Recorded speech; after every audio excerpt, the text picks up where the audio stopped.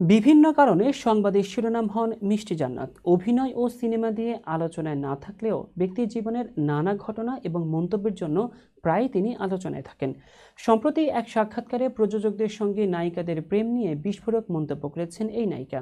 সাক্ষাৎকারে মিষ্টি জানান, প্রযোজকদের প্রেমের প্রস্তাব দিয়ে রেখেছেন তিনি, কারণ তাকে সিনেমায় সাইন করানো হলেও পরবর্তীতে নায়িকা বদলে ফেলা হয়।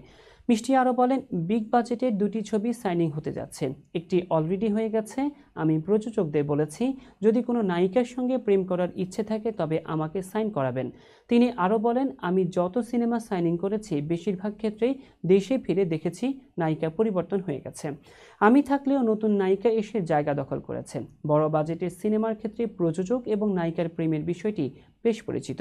আমি চাই এটা বন্ধ হোক। 2014 সালে লাভ স্টেশন সিনেমার মাধ্যমে অভিষেক হয় মিষ্টির। এরপর নিয়মিত কাজ করছেন সিনেমায়। অভিনয়ের পাশাপাশি তিনি একজন চিকিৎসকও। গত বছর সুপারস্টার শাকিব খানের সঙ্গে বিয়ের গুঞ্জনে আলোচনায় আসেন মিষ্টি জান্নাত।